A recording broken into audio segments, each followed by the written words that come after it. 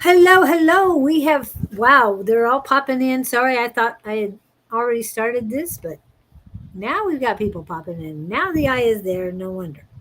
Okay. Thought we had started, but I was enjoying the music. I hope you guys enjoyed the music. I know we do it all the time. Welcome in and good morning, Claudine.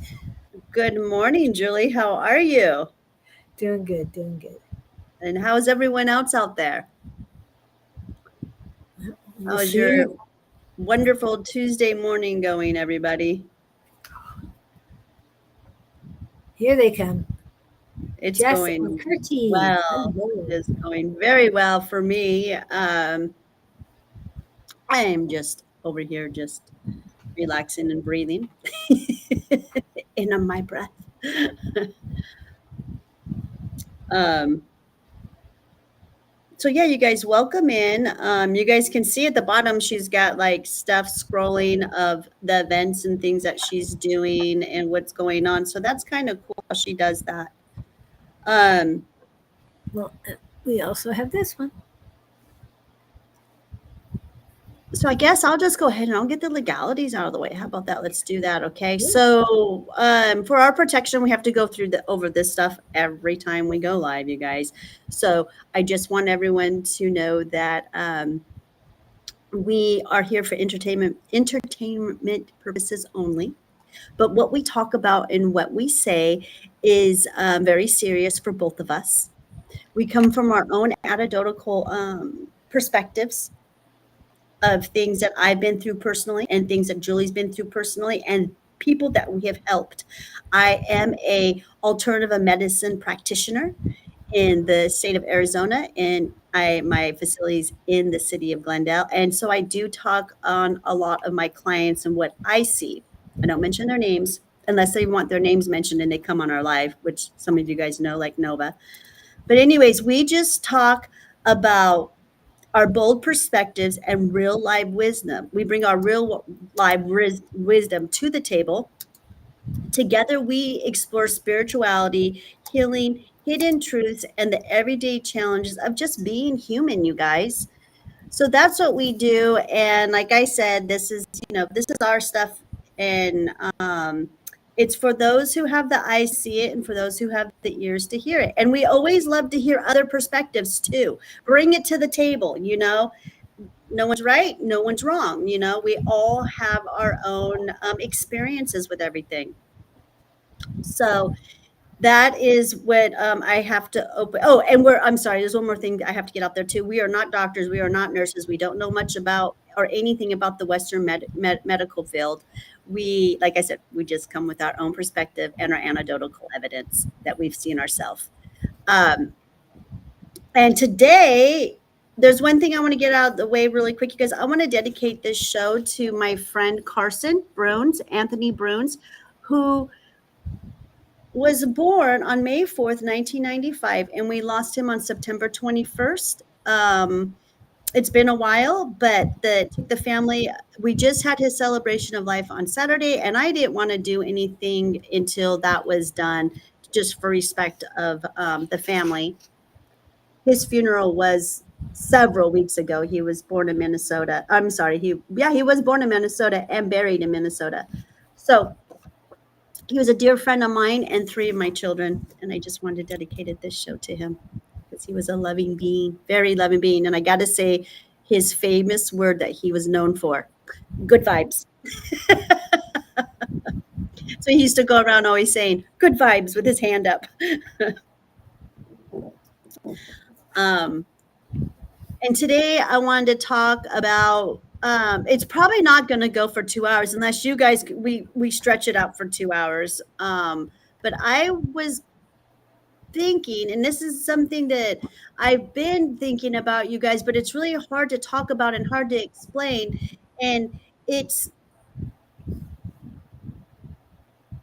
it's something that most people miss. They miss it, and it's the first breath of the day. What are the first things you usually do when you wake up? So you guys go ahead and list your guys' rituals, and I'd love to hear them. Uh-oh, is my voice going to come back at me now? Maybe a little. Because the first breath in the morning isn't random, you guys. It's the first exchange between you and life.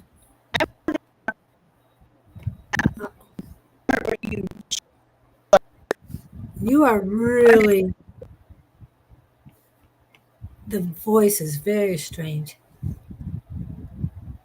Oh, okay. Thank you, Jess. Hi, Anama. Claudine, are you still there? Because we can't. Yeah, and you're frozen too.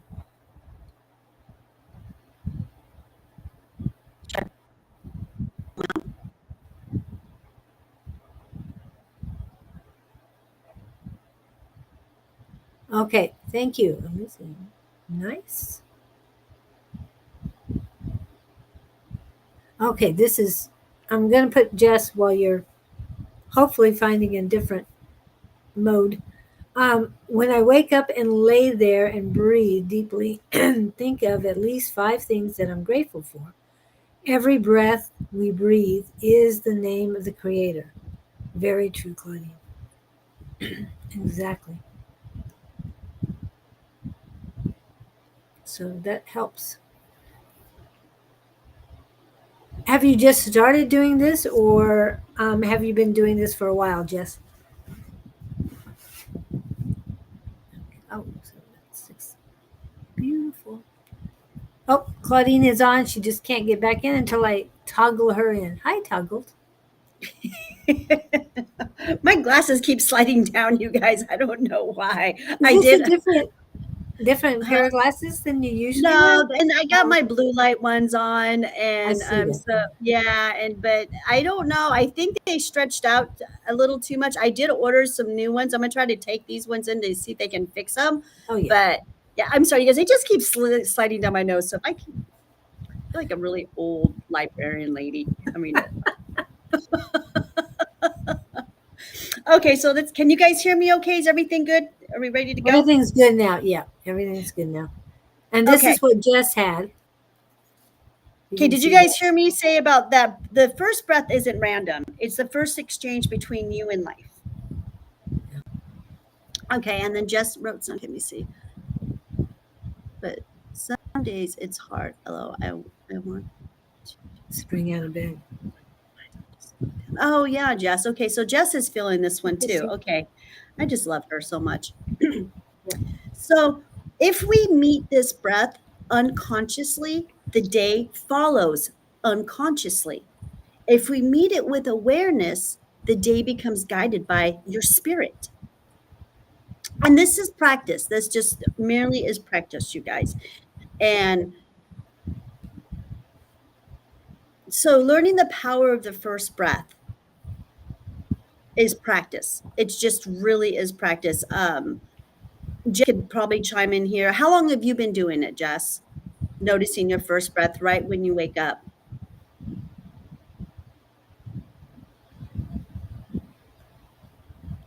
Um,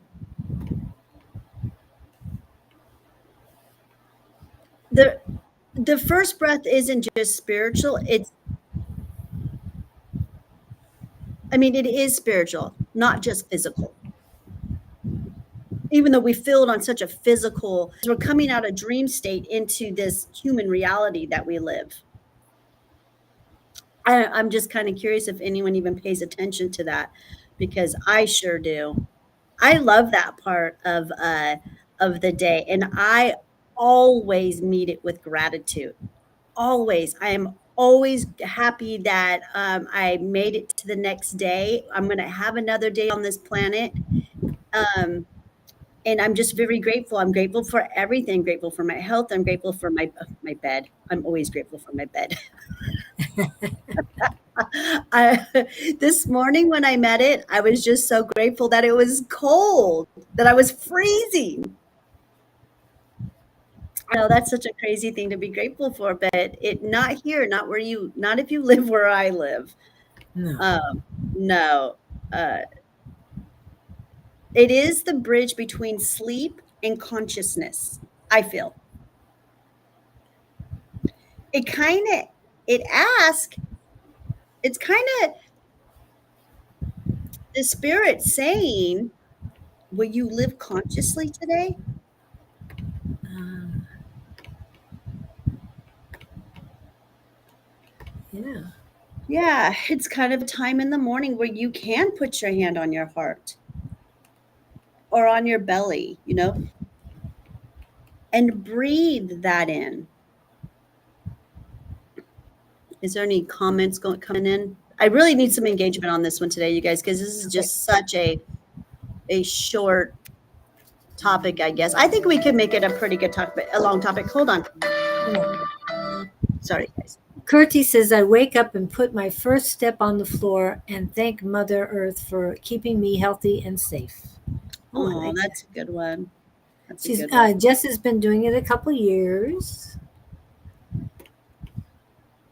The sunrise is another big one. Watching the day rise, yes.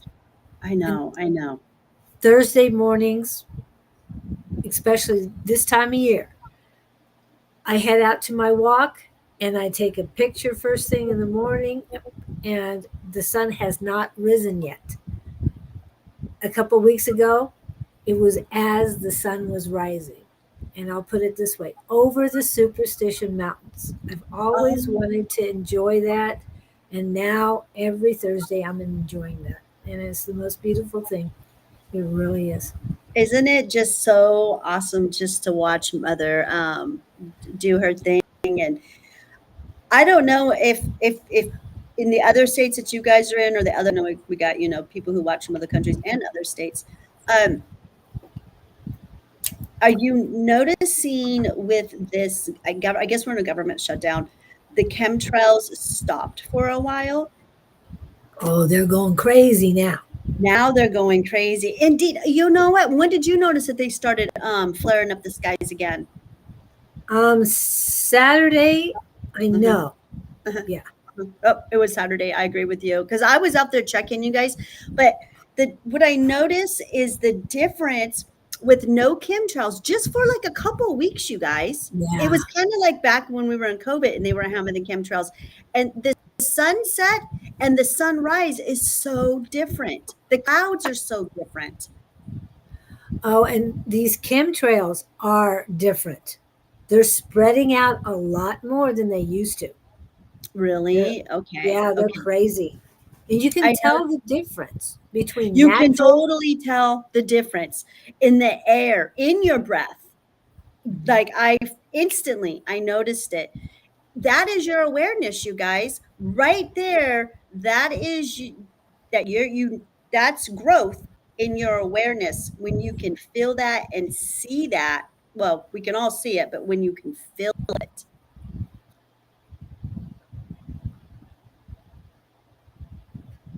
You can go ahead and read it so that everybody can hear it because not everybody's reading. Okay. Guys, I got mosquitoes over here that I'm killing. Okay. Okay, so I'll go ahead and read it. You're going to read it? no, go ahead. Okay. Before the industrial period, we used to go to sleep when the sun set. Around 12 to 3 a.m., we would wake up and pray, take care of the animals, walk, meditate, then we'd go back to sleep and rise with the sun. Yes.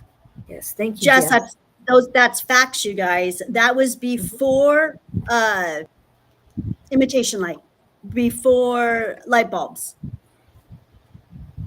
They did no, I've read that. I've read that many times in all kinds of books and uh there gosh, Jess, where is this information at? I've read it. Where was I at? What was the book and who was the guy that wrote it? He's very well known. And he wrote that and he said even they would wake up, they'd go to bed as soon as the sun would set, they'd go to sleep, they'd wake up around, I guess between anywhere midnight to 3 in the morning. And yeah, they would feed the animals, they do reading, they would do prayer, and sometimes it was even a time for lovemaking. So and this was before artificial light bulbs and all that stuff was created. I believe what changed our way of sleeping, our circadia rhythm, Mhm. I think was the false light. I mean, not the false light, but the imitation lights. And then we were able to. Then we just started sleeping more. And then, of course, industrial came in, and they wanted us at work earlier. And but we changed it. But yeah, that's a good one, Jess. Thanks for mentioning that. Yeah. Yeah, I would love to go back to something like that. That'd be. I feel like we'd get more done. Well, being off grid too is very helpful. Oh, Yes. and just as we need to go back to basics. Oh, 1000%. That's new earth. That's all about getting into new earth is going back to back to the basics. Yeah. But And not like hmm? she says she's going to do a video on it. So let Oh, us know when good. you get that video out. We'll definitely promote it. Yes, I've been saying that for eons. We've got to get back to the basics. It's a good start for new earth. And bring back, all of our ancestral traditions because they were doing it so much. They were doing it right. They're way healthier than what we are. Um, there's that space before thought when you wake up. There's that fragile pause the moment you wake, before movement, before your identity returns. That's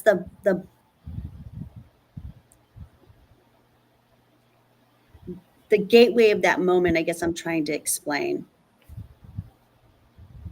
It's the gateway to your higher self at that moment. Um, it's very important. I really believe that it sets the tone for how your day is going to be. I mean, do you even notice your first breath? Do you, Julie? Have you ever noticed your first breath when you wake up? Or It just depends because sometimes as I'm waking up from sleep, a thought, a message, or other things pop in my head so that I don't usually notice it when that happens because I'm so entranced in that message or view. and then we get pulled out of that sacred moment. Yeah. Phone, kids, anxiety, routine. It comes in Or really quick. noises. Today, my window is open and somebody was smoking outside. You guys know how much I love smoking. It's like, ah, I just pulled the cover over my face and went back to sleep. They were smoking outside your window. I could smell it. It's like, oh. I felt like yelling at him or putting tape out there and saying, this is a no smoking zone. Stay away. I don't think the HOA would be too happy about that. Well, what is it? Were they like doing yard work or something by your place? No, somebody was just probably walking a dog, most likely. So, Mm. anyway, it happens. Ooh, Oh, I'm going to name it Let's Get Practical, a practice guide to alignment, back to the basics with Jess Mercer. Oh, beautiful. Beautiful. I like it. I like it. I like it. I like it. Um, breath is like a teacher for me. Um, Breath reveals emotional truth. Breath slows what the spirit has been holding. And my favorite thing about breath, you guys, oh my gosh, is the release that it gives. You guys feeling that one? It Mhm. does. You know that saying, inhale the bullshit, exhale, how's that saying go? Breathe in the BS, exhale the BS, something like that. But I also like to use No, the no. The one quote I like, there's some kind of a quote. I see it on t-shirts a lot. Okay. I forgot how it goes. But anyways, every inhale, you're receiving life. Mm-hmm. Breath is consciousness, right? And then every exhale, you let it go. So that's what I call the release and renewal of breath. Whenever I do my breathing, I'm breathing in, I'm breathing for renewal and release. I don't know how many, I practice breathing a lot. Do you, Julie? Do you do a lot of breathing exercises? No, I need to do more. I need to really work on my breath. Wim Hof, they call it Wim Hof. Oh, Yeah. okay. Mm-hmm. Kirti, I know you're here. What is the breath work called? Those in India have. It starts Oh with yeah, a P. that's like their religion. Yeah. Being, Oh, inhale positivity, exhale BS. yeah. Yep, that's it. I see that on shirts a lot. Yeah, I'm gonna go. You don't inhale BS. We don't want the BS. We got enough. We gotta get rid of it. Yeah, I forgot. Yeah, I've seen it on t-shirts. I like the one every inhale is receiving life and every exhale is letting go. That's the one I use. Oh, I like that. And we are carbon-based bodies and release carbon through our breath. Yes. Yes. So, what Indeed. breath exercises do you use? Because I know there's many. Oh, yeah, I do. Okay, so remember, I worked with Yogi Josh for a really long time. I worked with a yogi. So that's what he taught. He taught Wim Hof. So he taught me so much stuff. Really heavy breathing through the nose, which I'd always make sure I had a Kleenex because you never know what you're gonna blow out. So I do a lot of heavy breathing. I do a lot of light breathing. Um, on the exhale, I release tension, regret, fear. I let it all out. In the inhale, I call in gratitude, strength, renewal. Like I demand this. I mean, what do you guys feel on your release when you're being conscious on your breath? So yeah, that's what I do. It's always different, but a lot of it is releasing my tension, my regret, and this works on the vagus nerve, you guys, your nerves, your parasympathetic, your sympathetic, all these different nerves that we have in our body. I really want to do a deep dive on one of our shows, and it's going to be our future shows on the vagus nerve. We're going to get deep on this, and I'm going to talk about it and talk about it and talk about it until we have all of this stuff memorized, you guys. We're just doing it. It's very important, but breath is going to be is the first thing that everyone needs to get down first when you get breath. See, to me, breath is consciousness. If where you're getting your breath from, where does your breath come from? I mean, I know that the heart pumps in the oxygen and all that stuff, but really, what happens God's got that kill switch on your breath. The creation of life you were given, the breath of life, the golden dust of life, the breath. So without breath, you don't exist at all. So it's consciousness, it's everything. To me, it is. And like I said, it's inhaling and exhaling all of those different feelings and stuff. It really has helped me a lot with my teachings. It helped me a lot when I was a mom. I wish I would have known more about this. Okay, so here's an experience. Here's an example, you guys. I know a lot of you women who have given birth can relate to this, but giving birth, and I gave birth the first time in my life very young. I was 18 years old when I gave birth, all natural, didn't know what I was getting myself into, knew nothing. I was just a kid myself. But breath is what got me through that labor. That's when I knew that it was big. Breath meant way more than anything that anyone had ever told me.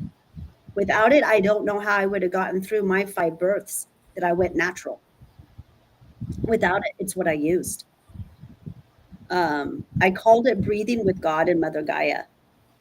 As long as I breathed with them, because Mother Gaia had my body, my spirit. Why God held my hand, and breathing with them what is what helped me handle the next pain, because it's very painful.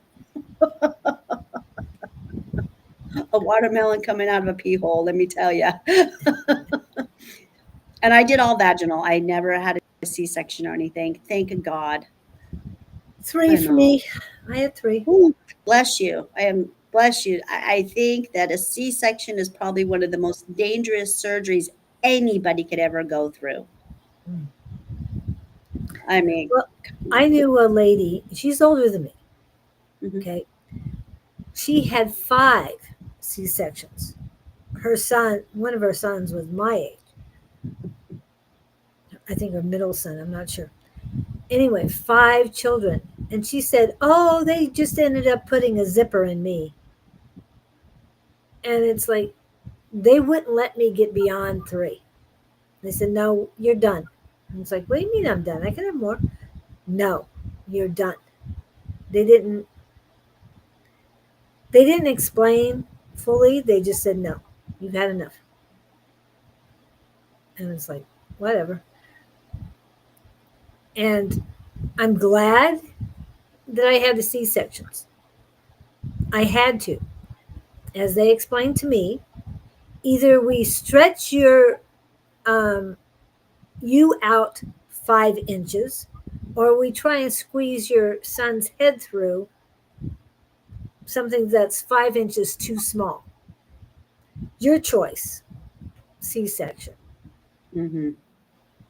And then they checked again on the next one. Nope, can't have regular. And he was bigger than the first one. And the last one, the nurse who'd been doing it for 30 years said to me, this one's not going to be more than 6 pounds, 9 ounces. I said, no. They said he's going to be bigger than that because he's my last one. And the one before was 8 pounds, 3 ounces. Okay. He was 8 pounds, 9 ounces. And the 2 doctors, the pediatrician was there. So there must have been a reason why I needed a pediatrician along with the gynecologist.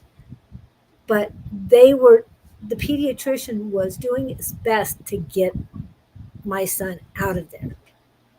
And the obstetrician was saying, pull, what do you think I'm doing? The gurney was moving. That's how much he was pulling. So yeah, it's not the easiest thing to do. But I remember that because I was awake for that one. The other 2 I was not awake for, but this one it's like, and I didn't see the nurse. The nurse did not come by to see me to say, you were right. No, she is, dang it. She was 2 pounds off. Oh, now did you do any breath work during any of that? I mean, because that's a lot. I mean, that's scary stuff. Well, I took the Lamaze classes. I did. Mhm. And in the Lamaze class, and where I had it does not exist anymore. But I went there, and there were 10 of us, and they're looking around, and they say 2 out of 10 will have C sections and not have a vaginal birth. And everyone looked at me. Everyone looked at me, and I was one of the 10, not one of the 2. So I don't know who the other one was, but yes, I had a C section. So I had to prepare They for both. totally jinxed you. They They they could jinxed have, but I learned the breathing from that, and so preparing for it was okay. I didn't feel the the first the first time I felt something, Mm-hmm. but it didn't feel like I was in labor. So I went into the doctor's office just to get checked, and a friend of mine was there too, and she was having Braxton Hicks. But I went in, and they said we need to get you in the hospital. You're in full blown labor. No, I'm not. I couldn't feel anything. Just discomfort, just oddness, but nothing direct. And so I went in, and yeah, the guy was a jokester. I tell you, he he was telling me about we can stretch him or stretch you. And it's like no, on both. We'll do the C-section. And he says, "Okay, so which are you looking for?" I said, "I want a boy." So do you want me to put it back in if to grow the rest of the plumbing? I said, "No, not at all." And then um, when I was recovering, when I was waking up, he said, "You have pink buttons." I didn't have any blue ones. That was his way of telling me I had a boy. Oh. But he put pink buttons on me to keep the stitches um, secured. Yeah, And they put you to sleep for this? yeah. They had to as emergency C-section. When I got to the hospital, they broke the water themselves, and it wasn't pretty. Hmm. And my son was in panic mode. So yeah, it happened. So Wow. but I'm very thankful because what other women have gone through to get back into shape vaginally, I didn't have to deal with that, people. I did not have to deal with it. I was already in shape and never got out of shape. Just saying. So there's No, always but you have a silver lining. major scar tissue that's across your belly. Yeah, it's a smile. They didn't do the old fashioned ones, and they didn't cut. It's yeah, it's a smile. Um, and they didn't go vertical because and open up like they used to. No, they didn't do that stuff. So Yeah. it's not that bad. The adhesions were bad, internal, but and welcome in, Mr. Victor. Mr. Victor has asked that I put something up just for him this morning. We talked yesterday, and here it is. Let me get all the other stuff out of here so you can Oh, I see. love this. Yeah, he sent me this. Oh, no, no, no. He sent me something else. Okay. This was the four agreements because we've got to remember. And I know it says your, but I am impeccable with my word. I do not take anything personally. I make I do not make assumptions, and I always do my best. Okay, Victor, you got it? All right, I'm going to bring it down because Victor asked me to put that up so he can take that. Okay.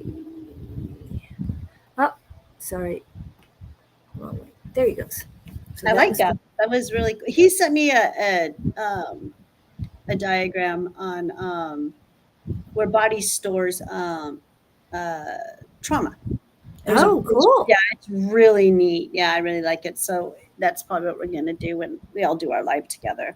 But we gotta wait for Ann. We gotta wait till after this month's over with because Ann's doing that whole Yeah.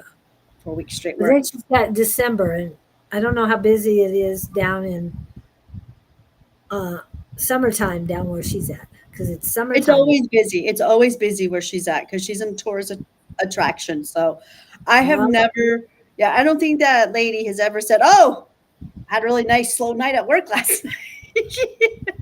It's she's told me from the minute she puts her foot on that floor until the minute she leaves, the place is it's packed. So Aw, yeah, we got to which figure out where that is so we can go I visit. know in Australia. So we got to go. Yeah, she's right. She lives in a very, very beautiful area right off the beach. So Oh, um, it's a tourist attraction there, Palm Beach, Australia. So she's in the action. She's right there in the middle of the action. So lucky her. She walks to work. Yeah, that's how close it is. So oh, Anne you're pretty welcome. much goes everywhere. Yeah, she doesn't drive. Anne doesn't drive. She owns a car though. But she doesn't drive. She doesn't drive. Um, yeah, the thought of spending all that money on a car and not utilizing it, nah, I'd sell Her it. boyfriend drives it. Her boyfriend drives her around, and he goes to work and stuff. I know it's both of their cars, but anyways, I just think Oh, it's so funny that someone who owns a car they don't even drive. But yeah, she says it's too nerve wracking. I just think the way that she was raised was just different. She's just didn't have to have a car. Being from Thailand and then in Australia, you just don't have to. It's not a necessity. it's sort So, of like New York City. You mm, don't need that indeed, car. indeed, And yeah. Nobody owns a car in New York City. Yeah, yeah, New York City. Yeah. yes. That I gotta try. I gotta go there one day. I really do. I gotta go experience that. But you know, personally, um, I've learned through my healing with breath. We'll get back on the breath. Yes. Um,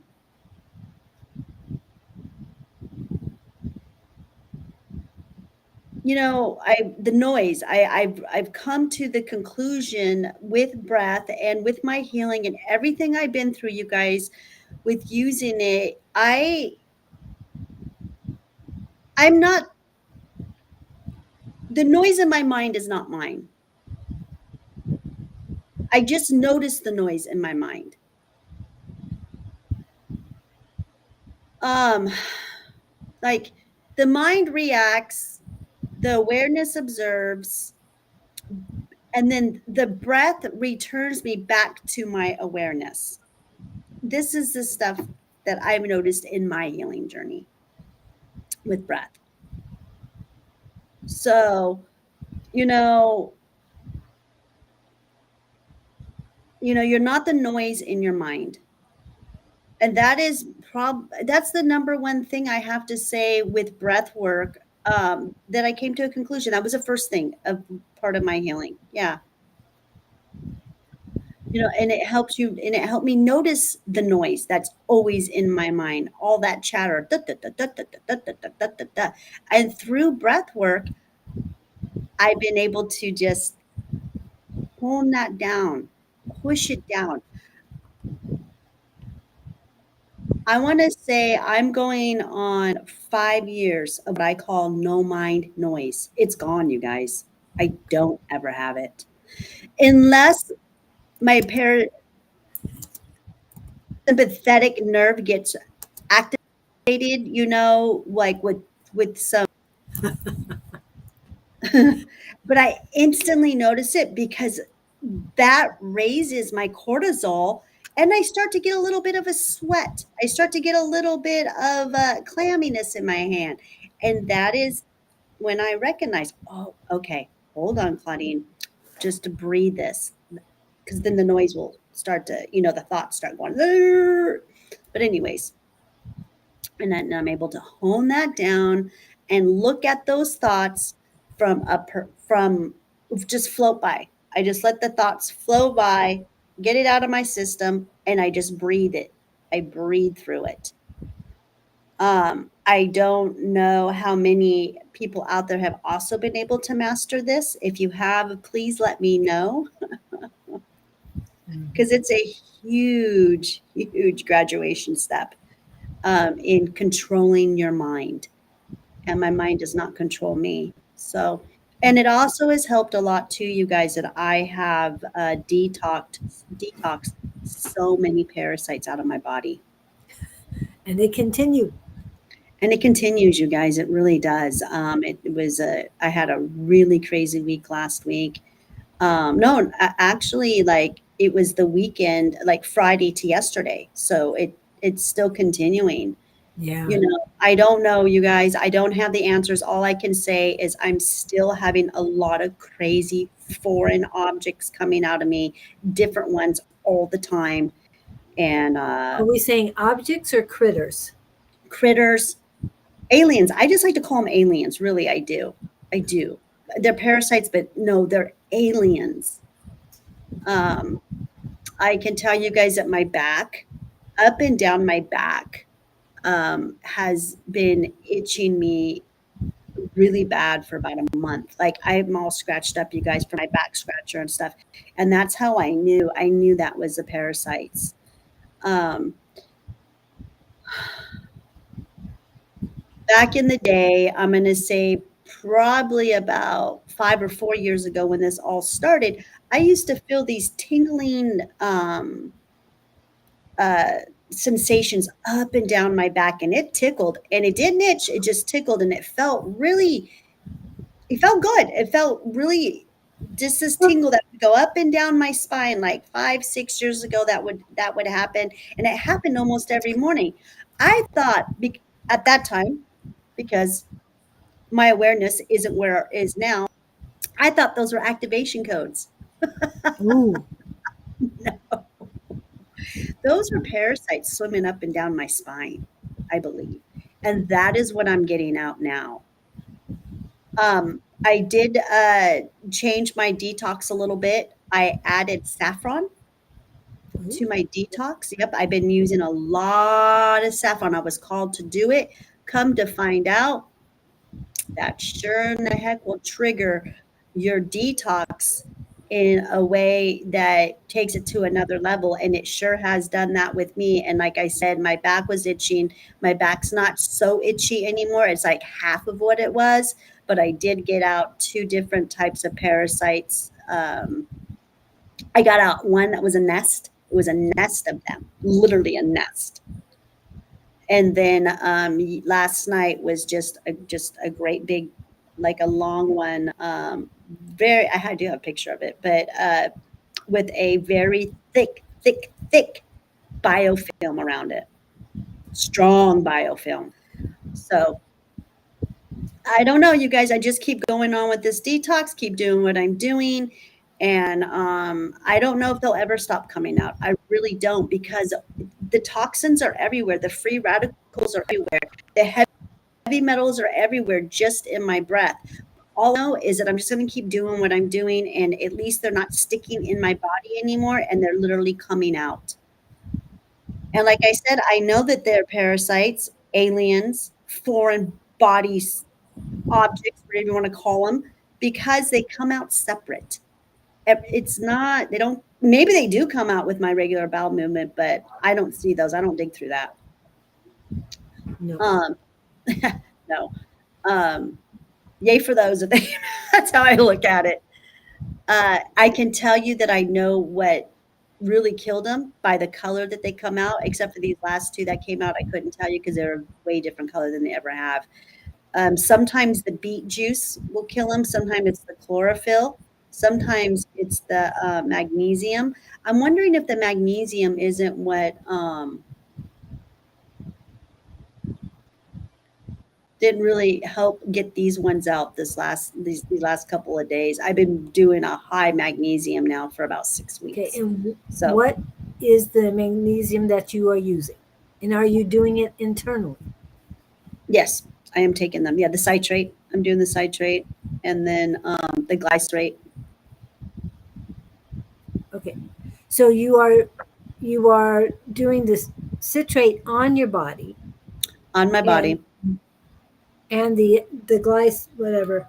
The glycerate, That yeah, one you're taking eternally internal. every night. Yeah, and that one helps with sleep and cortisol. So that's why I started doing that one. I was called to that one, and I'm seeing some.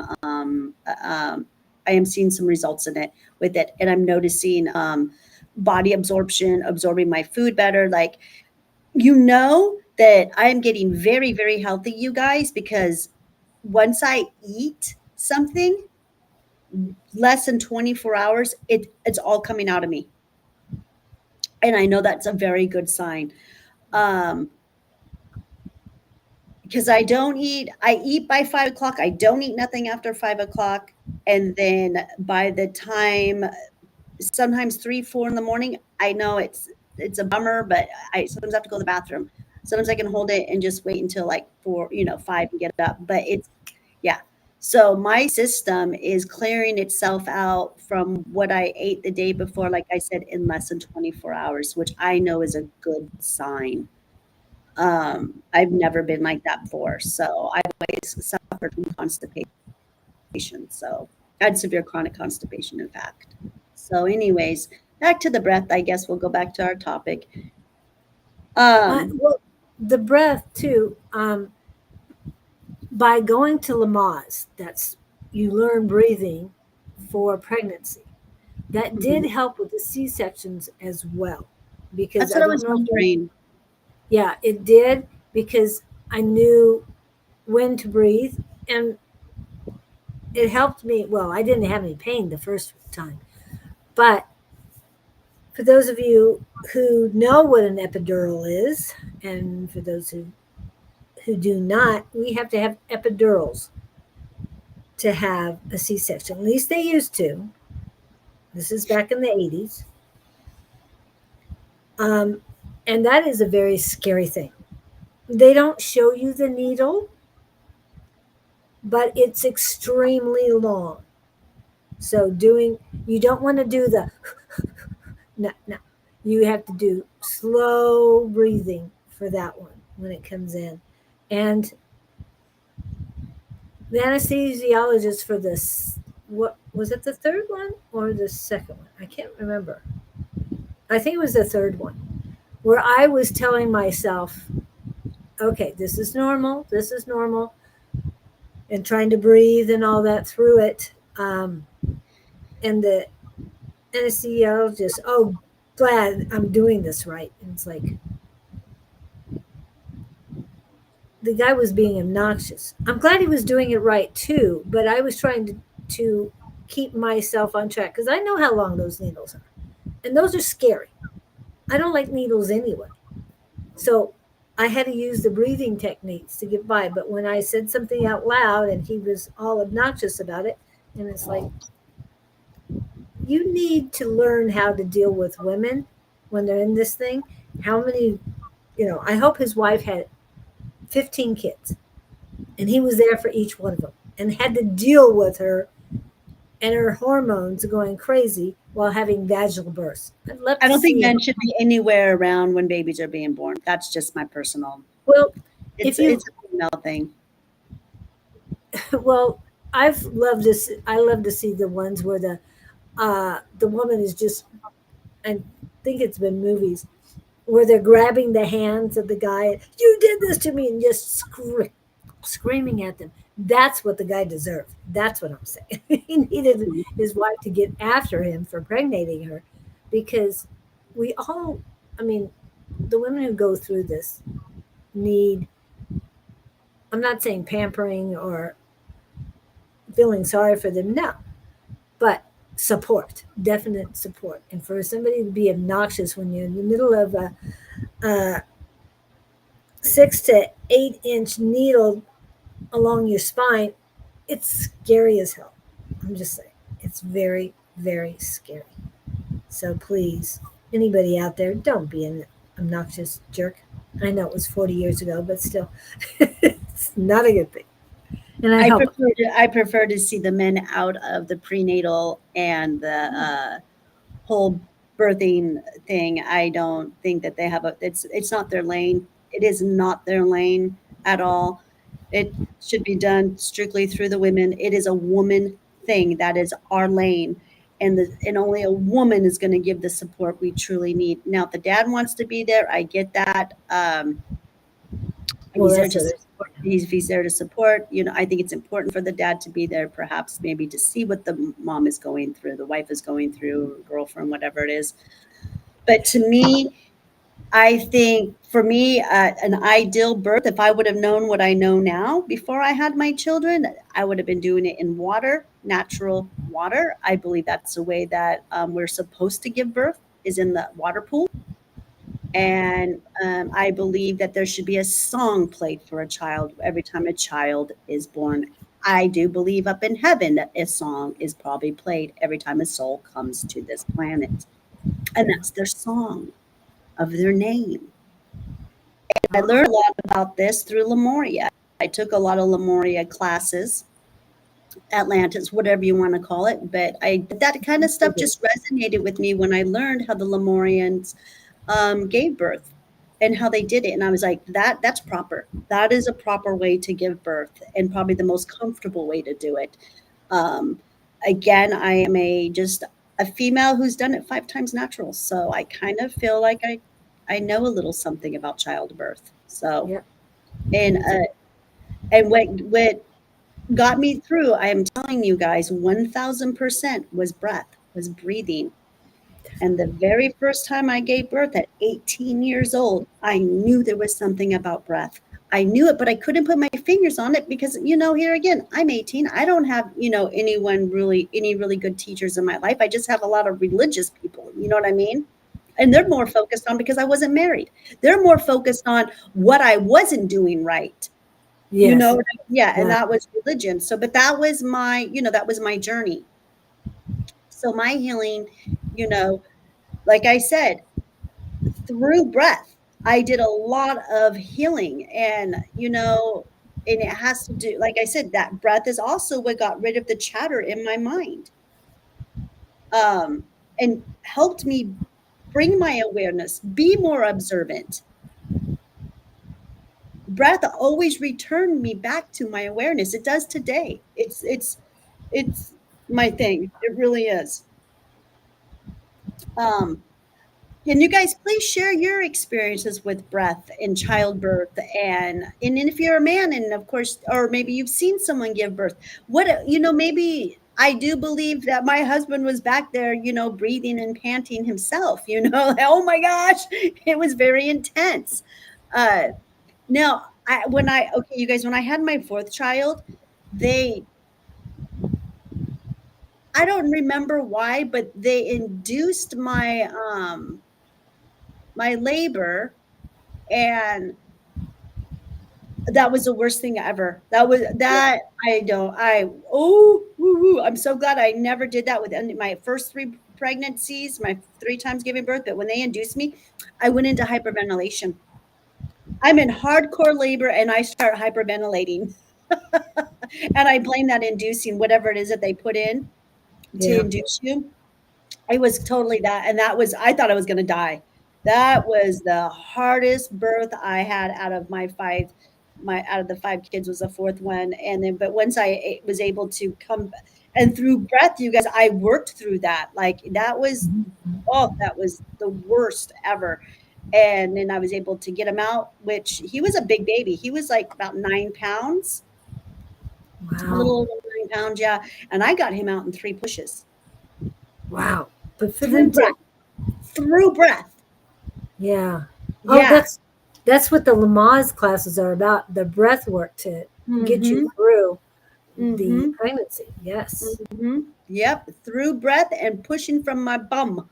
And that is how I got him out in 3 pushes, and he was a big, strong boy. As soon as he was born September 30th, and I couldn't wait to he was the only child that I got nude pictures done because he was just one big muscle. I thought it was so Wow. cool. He was a huge muscle. He still is to this day. He's my Viking child. He's very got that Viking, yeah, very strong. Anything I need, I will call my Jordan because he is such a strong man. Yeah, but anyways, yeah, breath is just has always been very important to me, and I'm glad that I'm able here to talk about how it helps so much with healing. Yeah. And it helps reduce the pain while you're going through it. Hmm. Uh, when I get a pain, of course, my breath catches immediately, but it's like, okay, you know how to do this, and then just slowly do it so it gets better.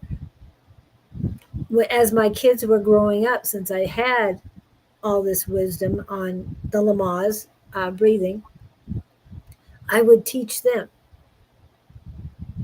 when they were having trouble sleeping, when their emotions got up, we would do the breathing together. So it It, helped out it's a lot. it's so important for the vagus vein, the nervous system, all of that. That is the answer to healing your nervous system along with your cells. It's Victor. She does. She sure does. That's what, that's probably the biggest thing I hope you guys take away from this is that when you breathe with the universe, life is so much easier. It really is.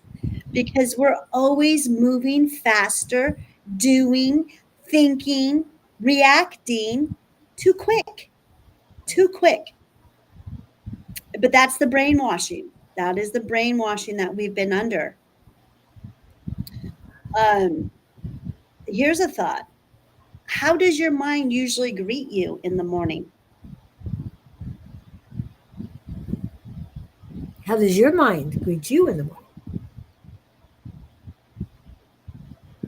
With sovereignty, peace, love, gratitude.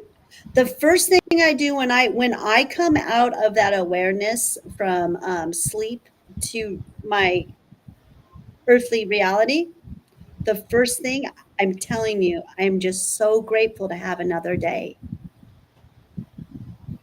And that is what the first thing that comes to me as soon as I come out of that state, and I can feel my heart just filled with the gratitude. And that sets my tone for the day. It really does. If I'm woken up with chaos, like, okay, when the cats broke in, here's an example.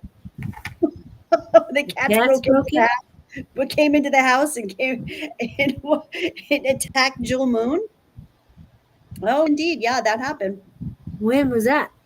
Oh gosh, like 6 months ago, maybe. Oh, I'm just an experience. This is just something that I'm, just putting out there that when I was woken up that way, that did set my tone very good for that day. I remember I had like a really crazy day. I kind of had a bad day. Well, I just didn't have the days that I normally do, but because I woke up in such chaos, I broke my glass jug that morning. I oh lost my my. keys.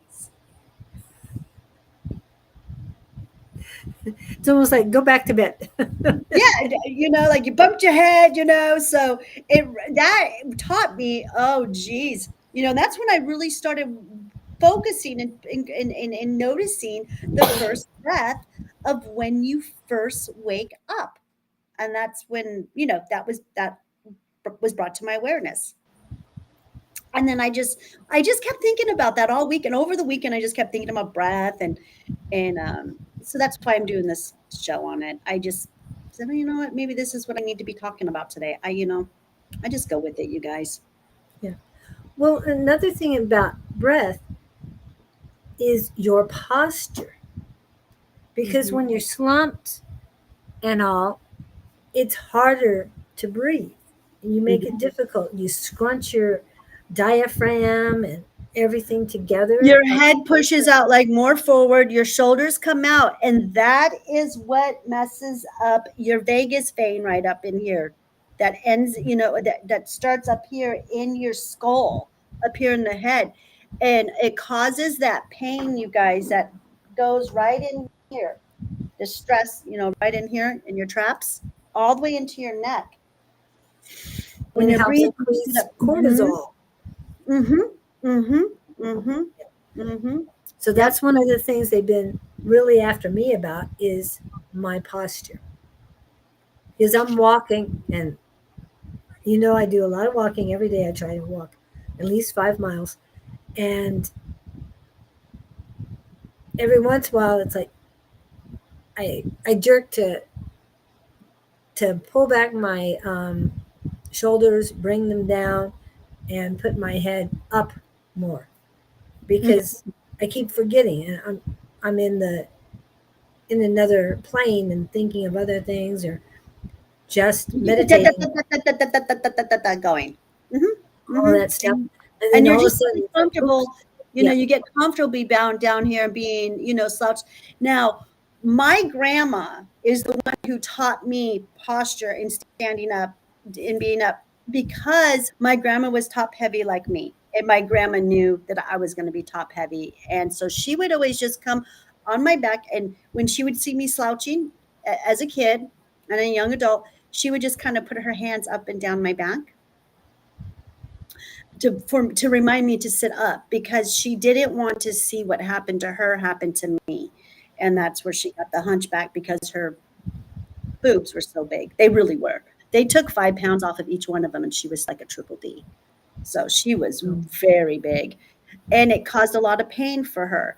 Now, I do the same thing to my daughter, because my daughter's 6 foot tall. So I would always, and I still do it sometimes, I will touch the back of her back and she'll know, oh, I got to put my posture up again. And it's just a reminder that I'm very lucky my grandma taught me that. So my posture is usually pretty good. It's something that I'm always aware of, because it was what I was taught. Yes, go with the flow is what the sport team over here helped me after all what happened here. Still in the healing, but learn, hold the ground, say no, yes. Thank you, Victor.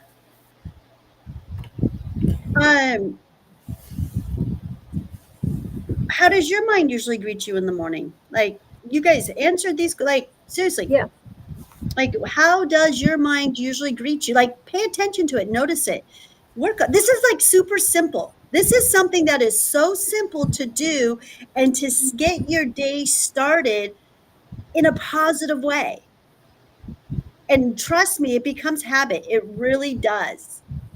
It's, and then maybe we could talk about one time about what it's like before, when you go to sleep, because this is another transition from the wakefulness to this going to sleep. And these are kind of important. These are very important times.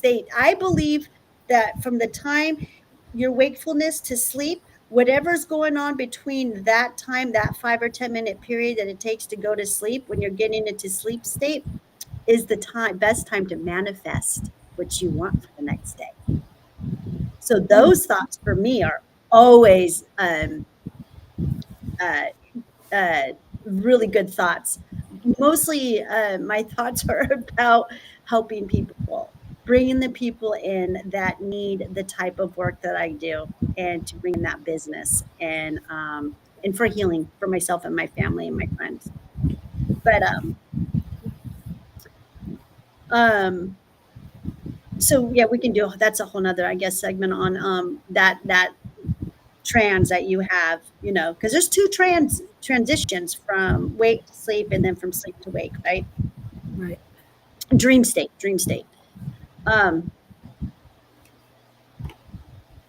What thoughts have been waking you up? That's another thing too. Thoughts can wake you up. If it's, you're saying, what is your mind doing when you wake up? It just depends, because, like you said, what is your thought when you wake up? I get messages. If I get something that is profound first thing in the morning, I just have to keep saying that over and over again until I write it down or till I record it. And one of the things that happened, as it happened in a dream, but they reminded me as soon as I woke up, you are second to no one. Remember that. You are second to no one. No one is above you. No one's first before you. You are second to no one. And they kept saying it in a dream. And it was funny, because I was saying I was okay with it. And I was hanging out with a female. And then every guy I walked by said, you are second to no one. Every single guy I walked by. And there were a few. Just saying. And so that's one of the things like that happen, that I have to say first thing in the morning. There's been so many things. Music, that's the first thing in my head when I wake up. I have to write it down. And usually when I get that information is for a certain person. Mm-hmm. Sometimes it's for the collective. It just depends. But I never know what I'm going to wake up thinking or doing. That's why, the first breath, if my mind is on something else as I'm waking, and sometimes it's like, I got to get to the restroom. Yes, there's that too. but but we all have our different ways of doing it. So I don't know what you get. Oh, okay. Yeah. So Victor says, my mind is like, hey, Victor, wake up. But my autism brain is like, ding, ding, ding, ding. Jokes aside, he says. Ding, ding, ding. Yeah. Get up, Victor.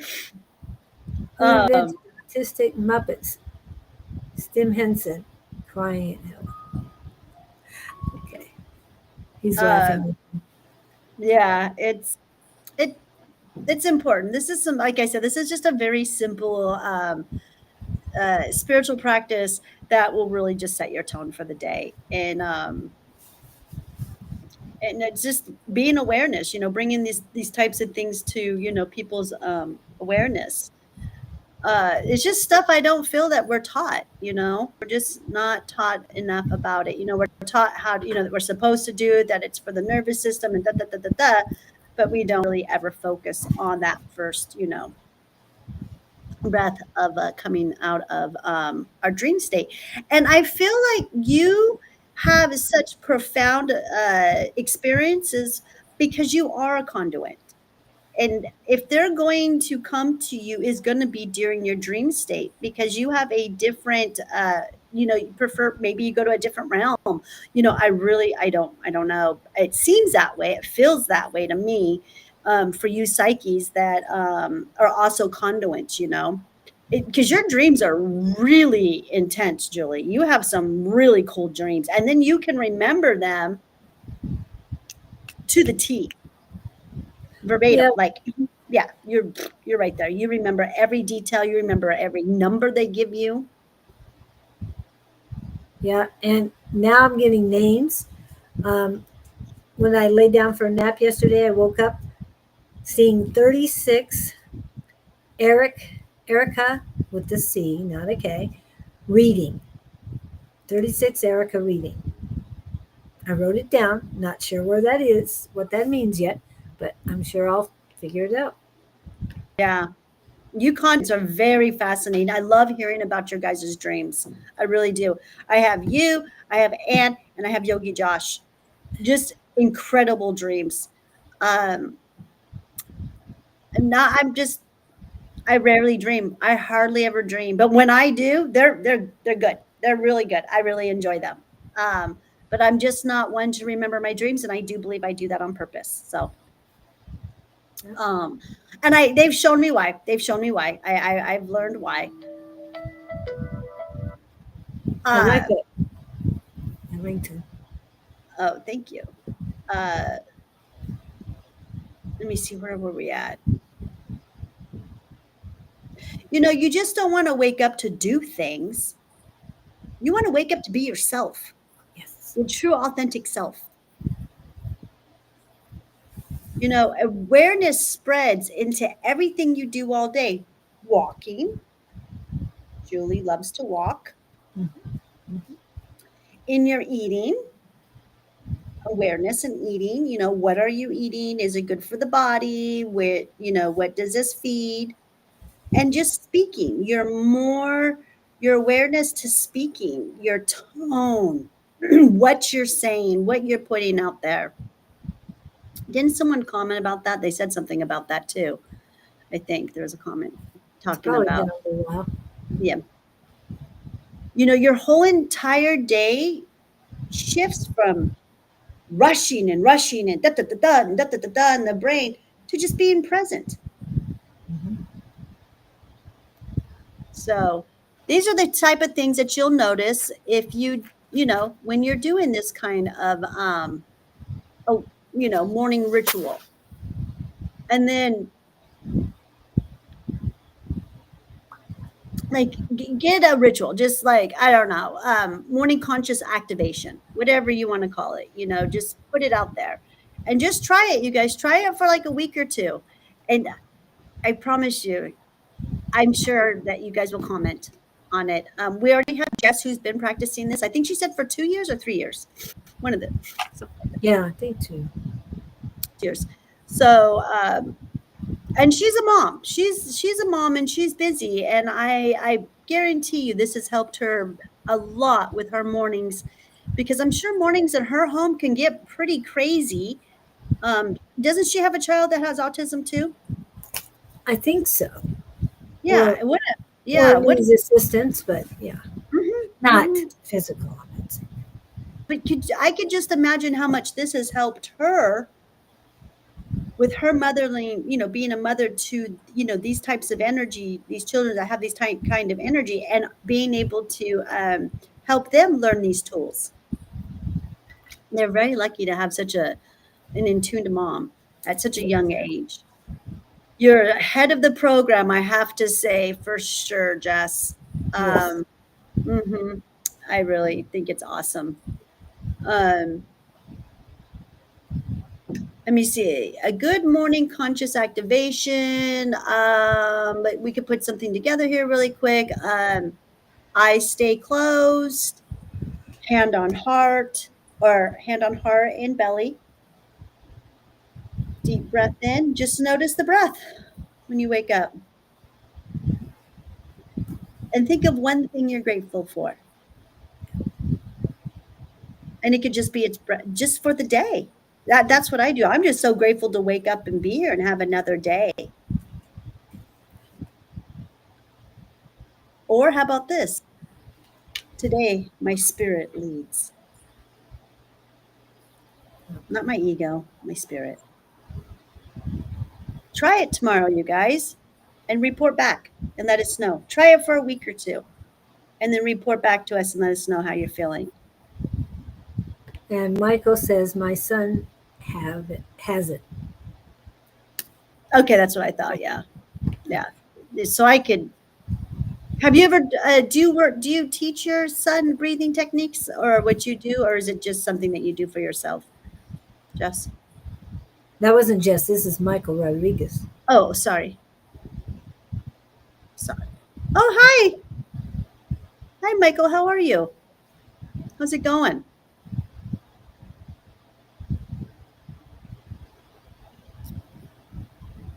I see you out there doing your thing, Michael. I see ya. He goes live a lot too. He goes around and gives gifts.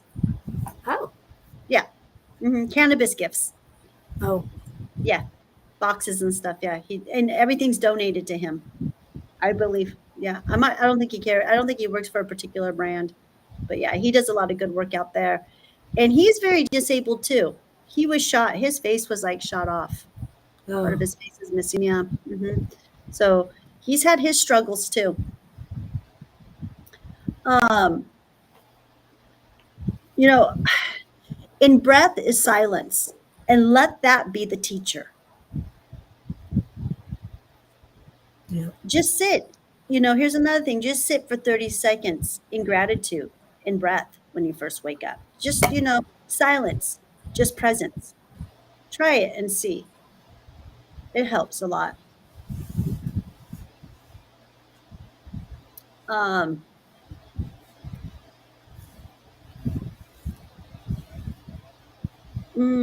what else? I'm looking through my notes here. Okay, so here I got some notes right here. So first breath equals first alignment. Wake with awareness, inhale life, exhale resistance. The day reflects your first breath. The first breath of the day determines your inner state. Choose peace before chaos. Choose awareness before habit. So Mm. that's what I wrote for a closing statement. I also wrote another thing for a closing statement too, but I can use this one for later. Okay, we've got a little bit of time, so Yeah, we do, we do. So I mean, I want to be kind of, we can still keep talking about this topic. I mean, I knew this probably wasn't going to go the whole full 2 hours because you can only talk about breath for so long, you know?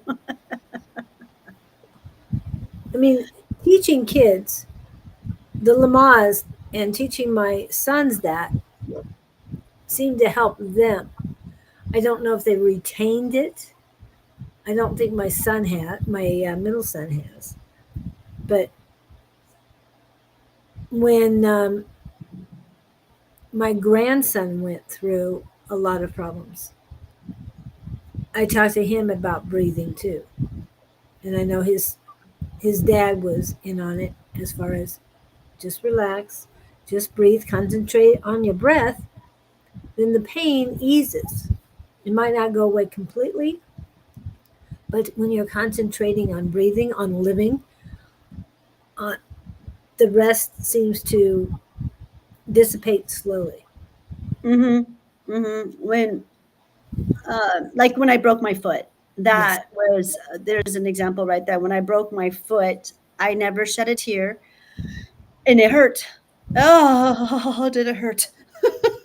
And it was hard, like you just said, you just did the kind of painful sigh and chuckle with it, but you were starting to breathe. But after you got done with that, you probably You're started. able to release that tension, that pain. That's what I did. I had to stay calm and cool. I had my grandson with me.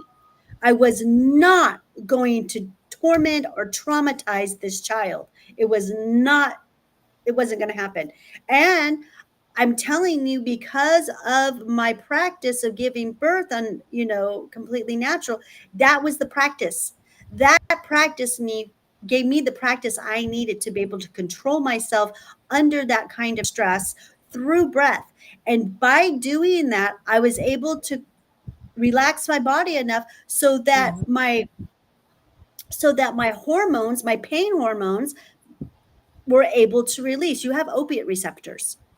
Your body naturally makes opiate and cannabinoids. So I was able to relax it enough to be able to have that to come and flow through my body and help with the pain. And it did. I was able to get through it. I didn't have any medicine on me. Well, I did, but it was in the car and that was a long haul. So, anyways, I made it through the day. And once I did get to my car, I was able to get myself some kratom and some CBD. It got us home without me, very minimal pain. So that helped a lot. But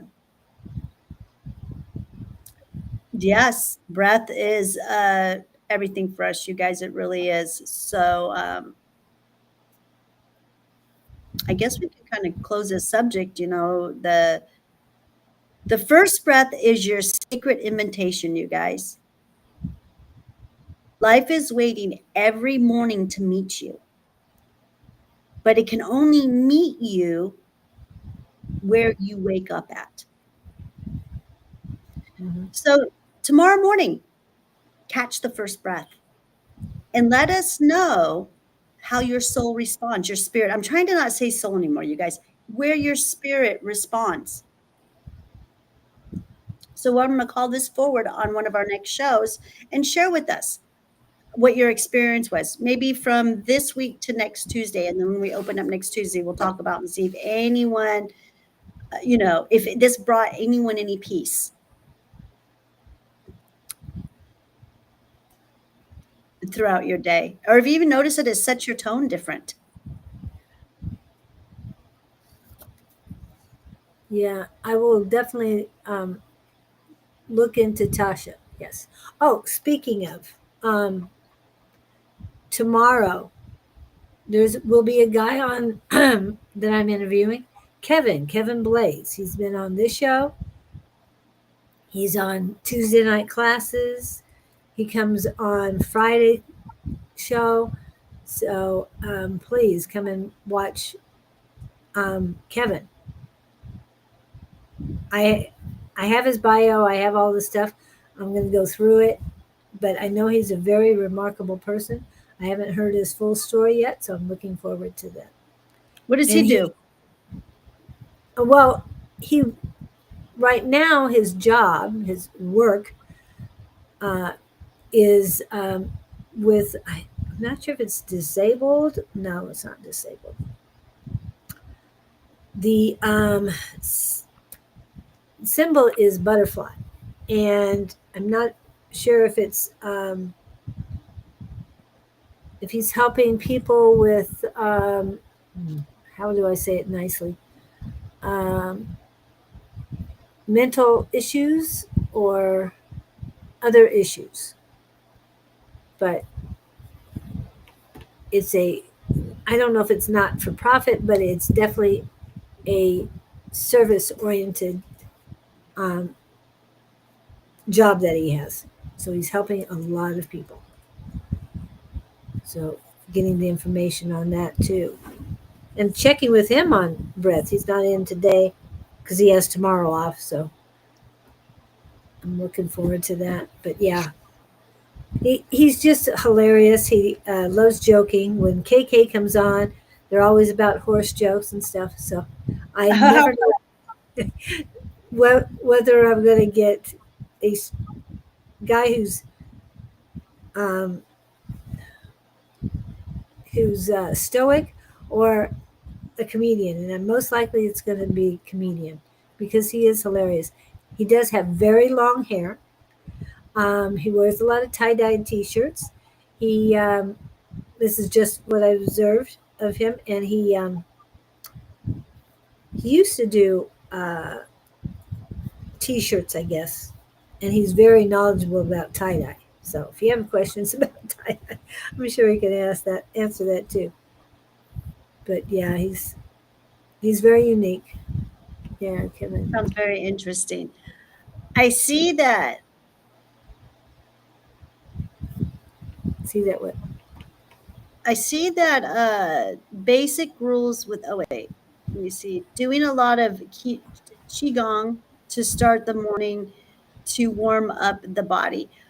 I like that, Victor. Um, I am also doing qigong. I'm starting it too. I just I'm mastering the qigong walk. Oh, Hmm. Hmm. I practiced it not all day yesterday, but I did practice it for quite a while yesterday evening. I went out to Cave Creek. My husband and I stayed out there for the night. We took our motorcycle out and rode all day yesterday out in Cave Creek, all into the Cave Creek Mountains, and we're going to get rid of it. So we took it out for one last spin. aw. Yeah, we're good. It doesn't have, it's not in our life right now. We do enjoy it. We have a lot of fun riding the motorcycle, but it's just, there's no need for it. We got to get rid of it. We're getting rid of quite a few things. We're downsizing a lot. We just don't have time for it. So get rid of it. It's got to go. We're going to get rid of a lot of stuff.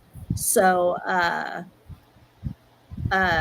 we took it out and we went to Cave Creek. We ended up staying the night out there. I've always wanted to, Oh, those houses up on the top of the hill up there in Cave Creek. They have all those hills, those mountains up there, and yeah, there's all those beautiful, beautiful, huge homes out up there on top of the hills. Well, yeah. one of them has a casita that you can rent. And Oh, I've always wow. wondered what it was like to be up in those hills. I wanted to feel that. You can take the motorcycle and you can get the energies. You can do a little bit of foraging, and that's all great and dandy. But to actually sleep in those mountains, I wanted that experience. So we did it. So we stayed in a casita. It was so amazing. The energies were a lot. Even my husband felt them, and I'm like, oh. I thought that was kind of cool, but he falls asleep really early. So, and I had to be quiet, so I just started practicing my qigong walk. Did it for like an Wow. hour and a half, yeah.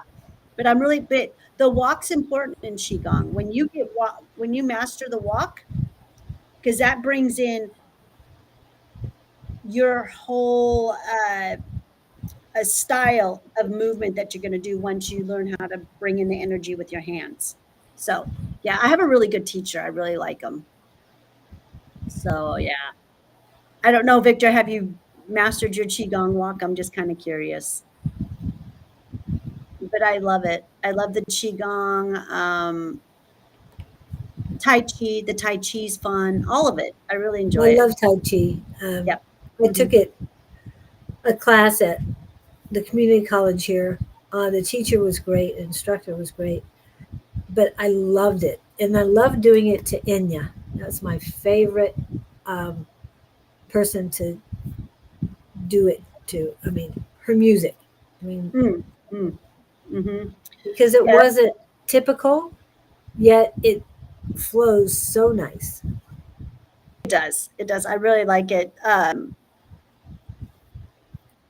Yeah, it is training for your equilibrium. I totally agree with you on that. As you guys know, to stop running, and I'm just trying to figure out what it is that what I'm being called to do as far as exercise throughout the rest of my 50s. I've only got a few years left here in my 50s, and I am very excited about mastering new exercises and practices. Um, I know that yoga and all this stuff can really make you strong. So, like balancing, yeah, balancing is hard. I mean, yeah, there's a lot of stuff. Yeah, I fell a few times, more than a few times, trying to hold a stand for more than I always try. There we go. Another thing with my qigong and tai chi, I every stand, every move that I learn, I try to hold it or do it for 3 breaths. 3 breaths. Everything I do is through 3 breaths. And then from there, I increase it to 5 breaths, 7 breaths, 8 breaths, 10 breaths to hold a pose or a move or whatever we're doing. Again, that's where breath comes in for me again, you guys. And all of those are about breathing. Yoga, Mm-hmm. Tai Chi, Mm-hmm. Qigong, all about breathing. Mm-hmm. Because All about our, breathing. yeah, our instructor, even though you're moving your body, you're flowing the air through your body at the same time. Uh-huh. And you have to breathe in and out at different intervals. And it Mm-hmm. gets to be where it's so, the, the word popped in, musical, to do this. It's So, like a symphony, yeah, a symphony that yes. just all harmonizes peacefully inside of you.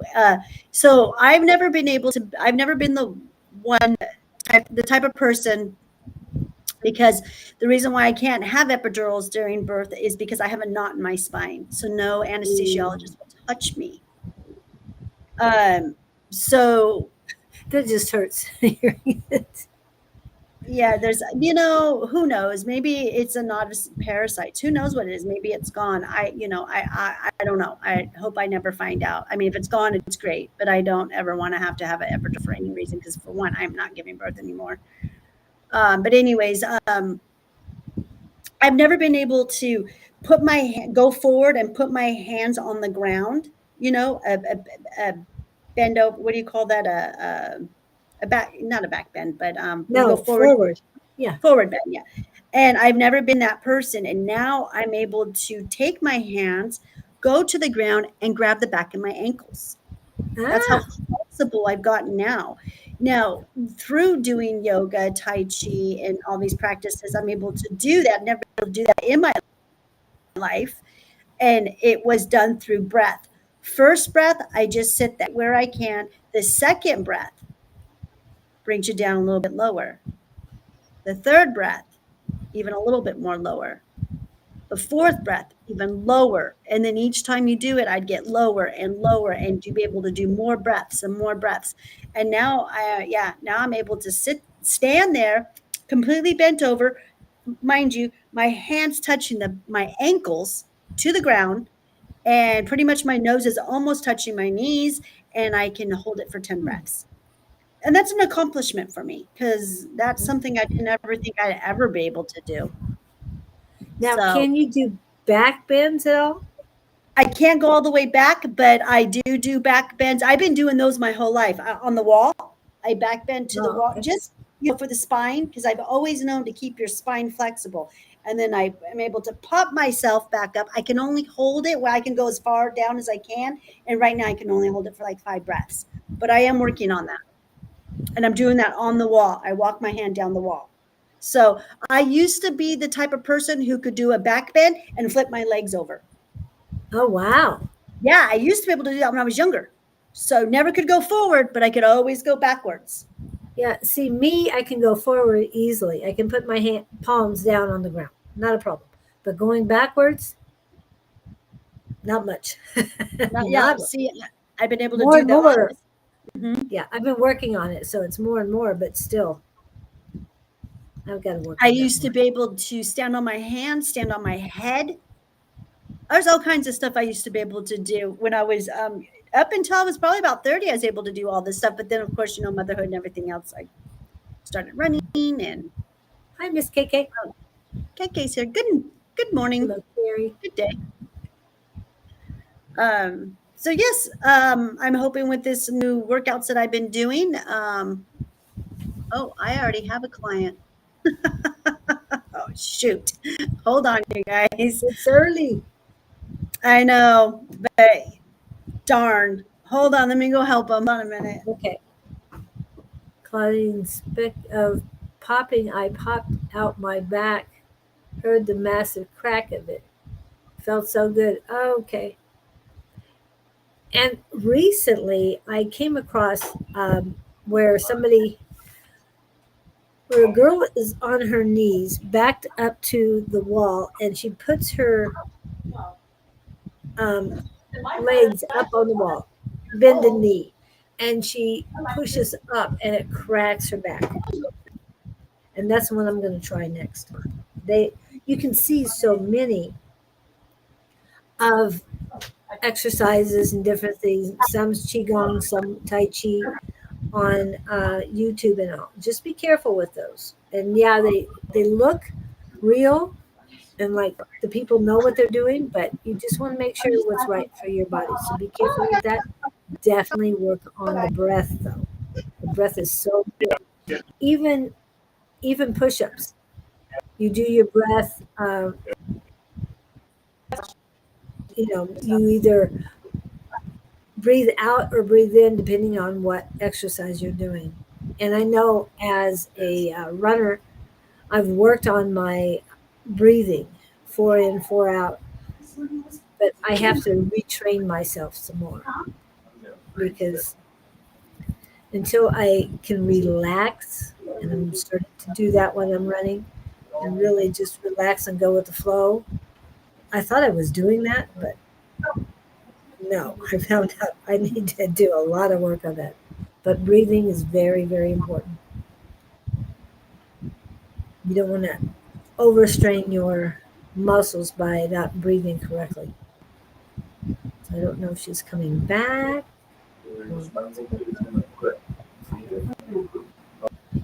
Oh, yeah? Yep, she's Not at everybody. She went off on my mom's or the other. so We'll talk. a few minutes. She's not doing it, I think. Close it out or what she wants to do, but how are you guys doing with your stuff? KK, we were talking about breath today, all day long, and different things going through pregnancy with breathing and how we got through that. So With please her. go back and listen. I If felt there's, something. if I felt there's something. something you need to learn, if there was something you needed to hear, hopefully you'll find it. Jess was here earlier talking about different We'll talk things when we get back to and what she's going through. right now. And we got Victor in here right now. Going on. And I love this. Oh, knowing the coming towards the end. Too bad she here. Okay, well, when we get back in the school, I'll take care of this. Sorry about that, guys. Okay, she's not gone. I just turned off her mic and her video currently. I'm keeping an eye on her to see when she comes back. But this way we don't have to listen to them. So, is there anything that happened? Oh, here she's back. She's back. There she is. You got Sorry, a little noisy. guys. I'm sorry, but yeah, he's heading out, and I forgot all about it. He's heading out. He's flying out. Oh, So, yeah, he told me he was going to stop in 15 minutes early if that was okay, because he was going to be doing my live. Because I know you'll be there. Yeah, it took me a while to turn off your mic because it was kind of loud. He's got a nice deep voice. I'm sorry, you guys. But anyways, that was really quick. So he knew what he wanted. He's a regular. Good, He good. couldn't leave. He couldn't leave the state without his medicine, his mushrooms, because he's a smart guy. Yeah. Yep. And his pet CBD. Remember, you guys, I do pets too. So, Yep. I do the fur babies. So, Have you ever made anything for horses? oh, I can do horses. Yes, I can. It's just dosing. It's just dosing. But as far as me like making horses, no. What I do is people who have horses, then they get a custom order. Okay. Could you imagine what that tincture is, how strong that tincture is when it comes to a horse? Mm-hmm.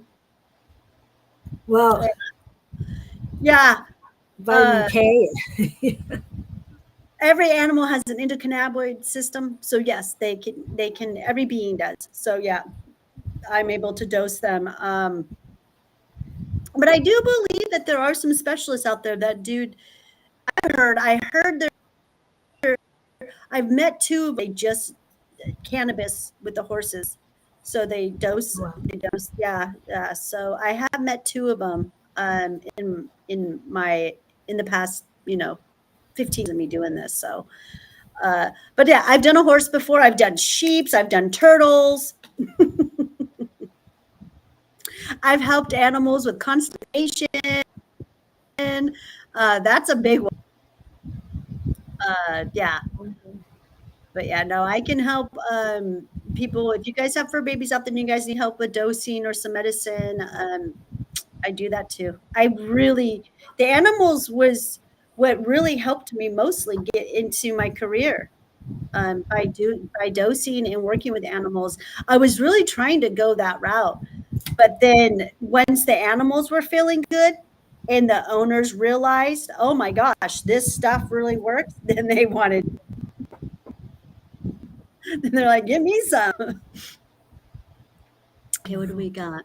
Too bad in Sweden we are not allowed with cannabis, but I hope we will get Popped out my new back. rules for don't have. Oh, yeah, that's why can't cannabis, those are our born given rights. There's no reason for them to be able to illegalize anything. And not only that, but what it's going to take for you guys to get your born given rights back, get that out of prohibition. And the reason why it's in prohibition is because of America, because what happens in America happens everywhere else. Oh, No, sorry. not exactly, especially in Europe. Remember, Europe does not allow 260 chemicals and compounds that America puts in their food. So it's not quite that crazy, but if they would people follow, do speak up. Yeah, their people do, Yeah. but you just got to get a group of people together and fight the good fight, advocates. And I was an advocate for cannabis for many, many, many years till we got together and we helped change the laws. And we were able to do that by writing the initiatives, it was a lot of work. It's a lot of work. So, but we got it done here in our state. Now we are the only state where in our initiative where we're allowed to grow up to 15 plants. I'm sorry, 12 plants, 6 per person. That's pretty damn decent. And we did that. That was for a reason why we did that. A big, and it's a good thing. And it's becoming a good thing because as time goes by, they're realizing how the dispensary weed is making them sick. Dispensary, Yes. and I will say this loudly so the ones in the back can hear. It's trash. Dispensary weed, dispensary medicine is trash. It will make you more sick. So I'm just saying that. Yeah, there was something that was just profound about it. Oh, yes. Remember, Denmark, Amsterdam, they have decriminalized pot, especially. They have sections where it's free to smoke and go about your life, not a problem. Now, Portugal, they have decriminalized all drugs. That's I've Portugal. educated on Portugal. I love their program. They actually have a program. I don't know if you guys are aware of this, but Portugal really doesn't have any addicts. They don't have any drug addicts. They don't have any alcoholics. They don't, not too much, because they implemented the program. What is that again? The program where they're able to go in and they can do as much drugs as they want. Oh, what is those called? Injection sites. They're able to go into facilities where doctors and nurses give them their drugs, whatever it is they want. So they're done safely. And they get to do that until either they kill themselves, or most of the time, 90% success rate of them getting off of the drugs. And they have a society, they have a community for them to go into. If they go into, when they go into this community, they get housing, they get food, and guess what? They get a job. Even if they have a felon, even if they don't demonize, criminalize, and bring their people down when they are in these types of situations. They bring them up through a community, and when the out there give them a job, they get a huge tax break. So if anyone's doing it right, it's Portugal. They have a great program. And I know we've tried to bring that here in America, and it was a bad deal. Right. We need to do it on a state basis. Work on per state, and then I think it'll work. And it needs to be a program that is ran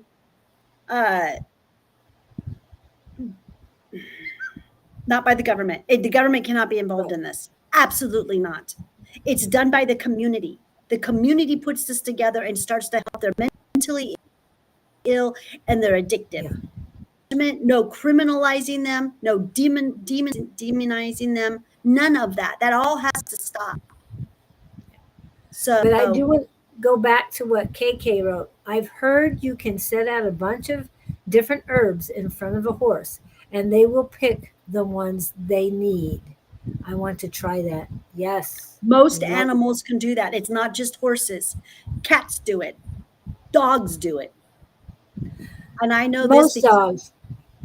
As long as you bring up a dog right, but don't just give them anything they want, because then they get lazy and they just want what tastes good, not what's good for them. Believe me, they can be human-like at times. I know because I've watched it happen. Yes, indeed. They can get bad habits just like humans. But have you guys ever thought about, like, how are dogs or how are our animals getting our diseases?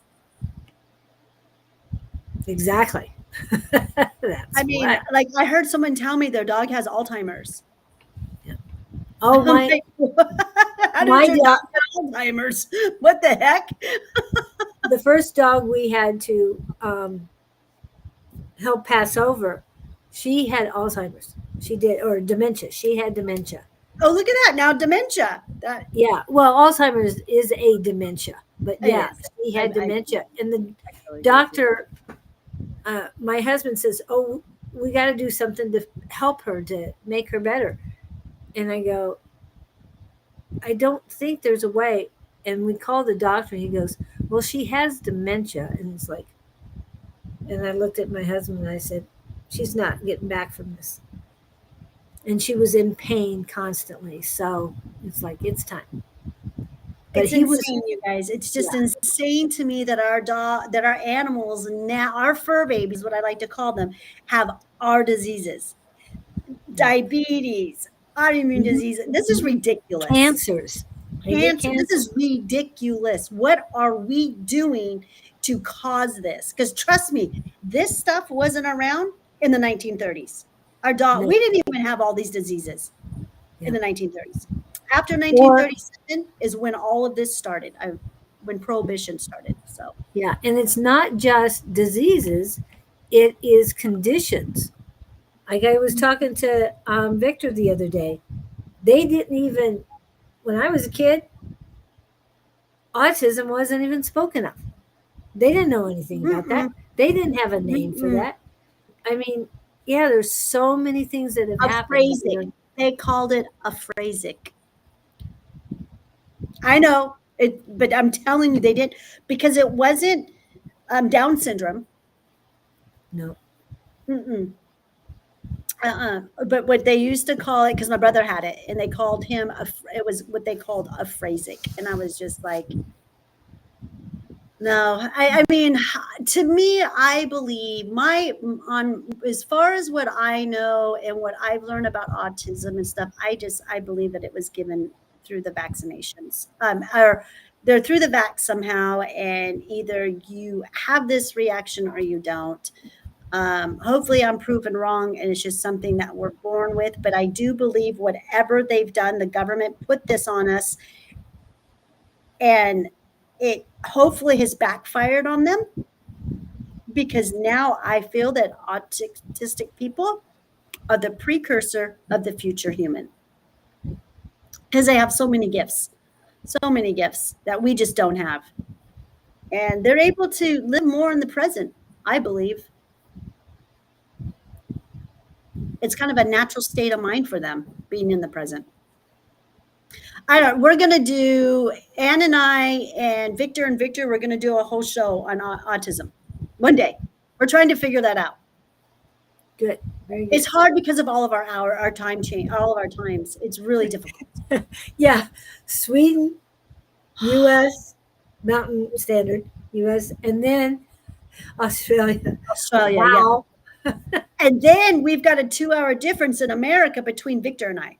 So all those 2-hour difference. Oh, it's one now. 1 hour. Okay. Okay, you're right. That's right. We just had daylight savings. That's right. We don't celebrate here in Arizona. So, well, even though I did have a family member who insisted that we needed to do it, I'm like, no. You've been here 35 years and you don't. You've been here 35 years and we've never done it. But yeah, this particular, I was just like, okay, what are we on today? Yeah, exactly. Yeah, and what KK was saying, that the animals are natural healers and take on human ailments.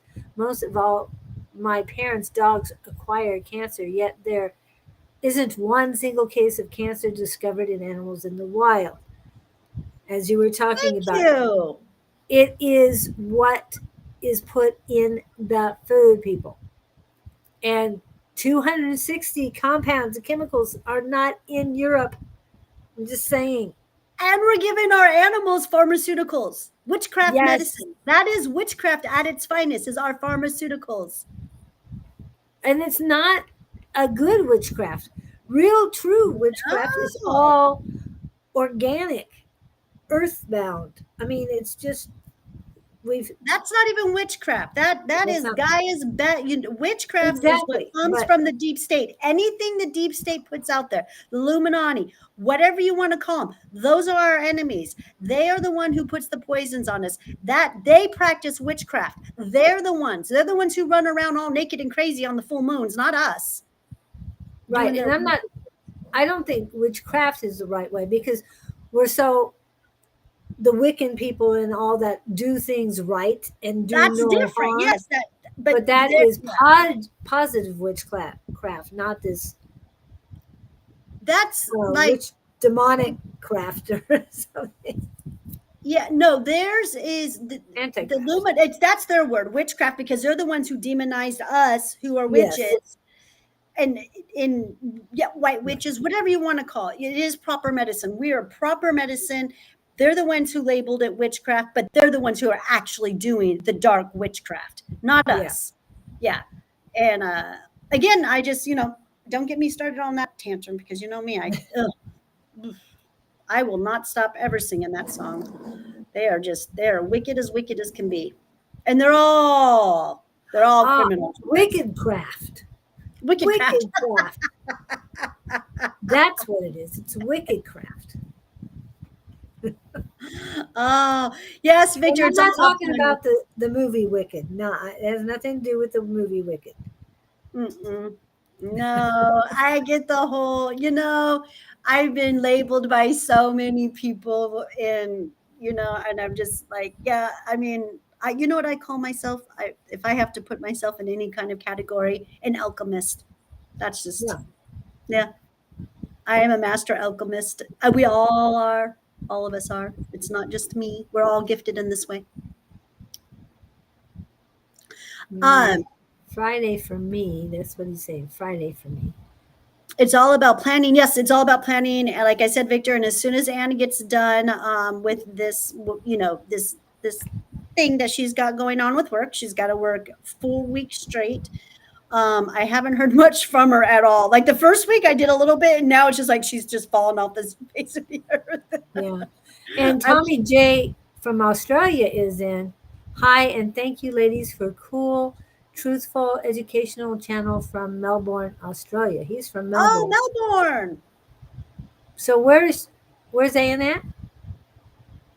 Palm Beach. She talks about Melbourne though. Okay. I don't know where Palm Beach is compared to Melbourne. I'll have to look at it later. It's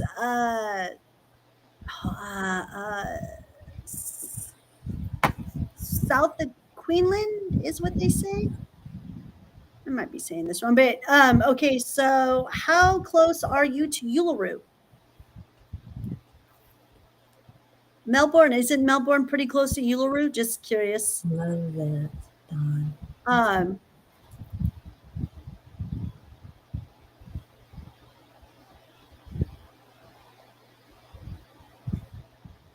What? okay, I just Ready? read the picture. Yeah, I just got to say, I'm so glad that this past week is over with. Oh, the month of October is rough. It's just a rough month because of all the stuff that happens with Halloween and stuff. I don't do Halloween, you guys. I'm aware of what that holiday means. And I'll tell you what, I had a lot of hocus pocus stuff going on last week, big time. I'm just so glad it's over with.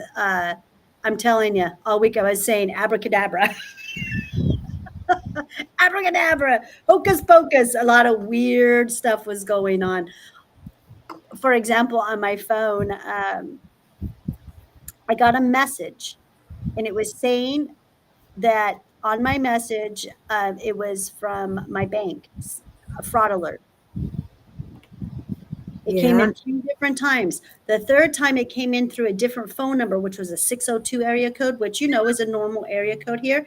I had a feeling, I'm like, no, there's something going on here. This is very strange. I pressed that number that was the 602 and I can show you on my phone, you can see it. And it has a message from my bank telling me that I have a fraud alert. Yeah. And when I pressed that number, it was a client of mine. What? The client of yours was trying to get money from you? No. I don't know what happened. It was hocus pocus. I'm telling you, it was all hocus wow. pocus last week. Let me see if I can get it. You can see what I'm talking about. I'll give you the visual. But this was stuff that was happening to me all last week. So I'm so glad that Halloween's over with and we're going into fall. I love these energies so much better.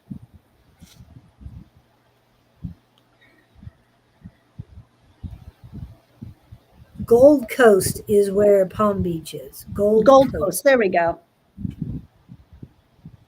It's only $1,203 from here. And it takes 22 hours and 30 I deleted everything. I deleted it all. But anyways, it was, yeah. And then it would say that it was the bank calling for fraud. It came from a 602 number. I went ahead and pressed that number and it was my client. I'm working with a new client, you guys, and she's super fascinating. She was shot.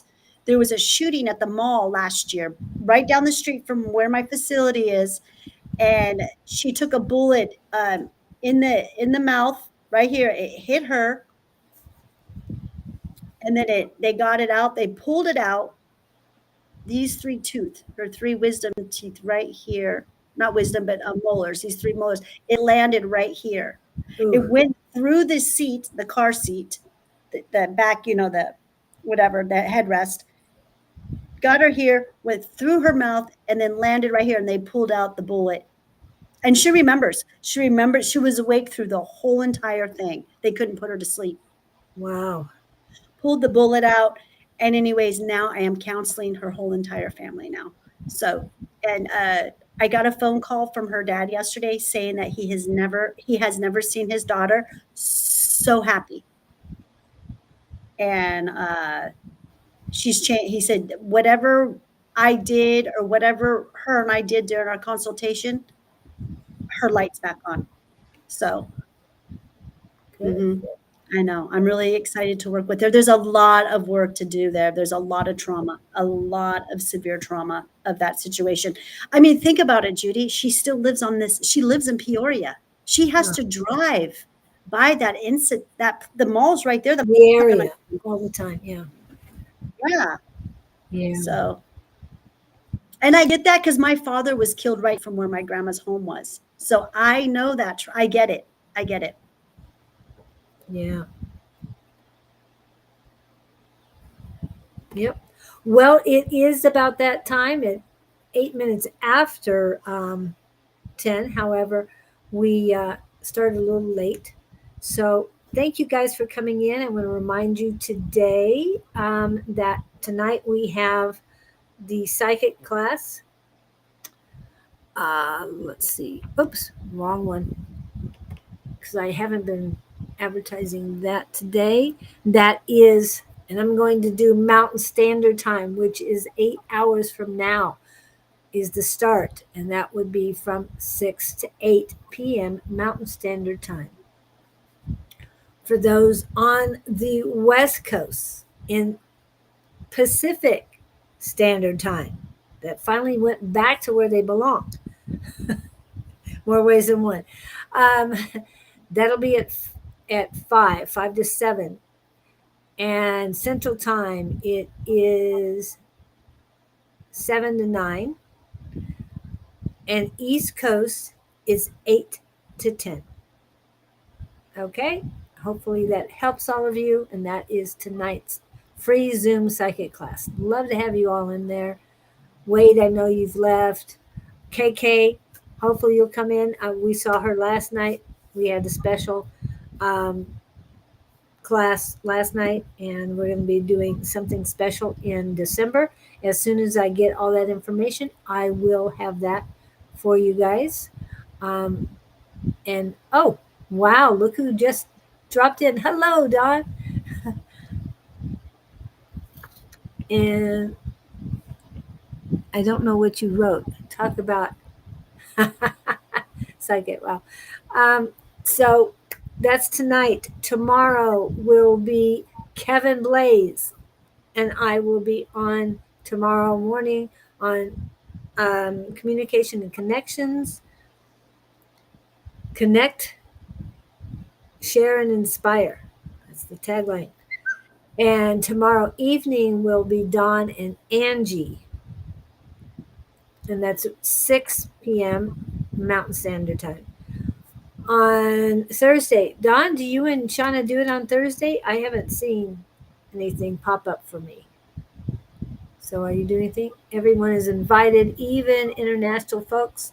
There are geographic boundaries. There are no geographic boundaries to the class. Yes, exactly. We've had people from India come in and all. So again, that's in 8 hours. I don't know what time that would be for you guys, but at least you get an idea of when it starts. Okay. I don't know about Thursday. Friday, I will be back with Scott and the Gabriel Project. Friday evening is Bonnie and Sarah on Friday Night Live Happy Hour. And Saturday morning, Susan will be taking off. She will only be doing the first Saturday of the month. Okay. Oh, beautiful. Shauna and I plan to get back to it this Thursday or next. Well, hopefully it is this Thursday. I love their energy together. I love Angie and Don's energy together too. And all of ours. Anyway, together as a community. So hope to see them then. Sunday is Jess and Bonnie I don't know if you're going to do it at 11 still or what time you're going to do it, but 11 Mountain Standard Time is when they know. Oh, and Monday, you're not on with Ann on Mondays yet, right? Monday. Oh, we'll get back. I don't know. We were off, I think, for another 2 weeks or so, and then we'll be back at it on Monday. I don't know. She might surprise me and want to go live this coming Monday. I don't know. We're just kind of going with it, on how she's feeling. But no stress. But as far as I know, if we go on, great. If we don't, then hey, we're going to be off for another 2 weeks, I believe. And Okay. yeah, just remember, you guys, your homework that I gave you. So tomorrow morning, catch the first breath and let me know how your spirit responds next week, you guys. All right. And also your first thought too, what your mind's Yeah. doing at the time. Yes. Okay. Thank you guys so much. Anything special this week that's going on with you? Nope. I'm just focusing on my new products and getting them on my website and all that stuff. So on one of our lives coming up, I will have a bunch of new products for us, and we'll go over those. And looking forward to doing that with you guys. Okay, and this is her website. And please go there because you'll see a lot of them. Also, follow and subscribe, like and follow all of those things. All that fun stuff. And share, and you'll get pop-ups of her new products that she's doing and promoting. So Yes. you'll get to see it. And she also, you are writing right next to you are magazines. Did you I want to still go? write for the magazine. Yes, they did. A new owner took over and she contacted me, and you just reminded me I got to do an article like right now. So yeah. Oh, good. All right. Well, thank you guys so much for coming in. I will see you next time, hopefully tonight and tomorrow morning. Have a great one. Talk Bye-bye. to you later. Oh, speaking of Kevin, welcome in, Kevin. I will see you soon, hopefully tonight and tomorrow. Yes. Have an amazing day, Kevin. Have a great one. And let's see, we are out of here. Oops.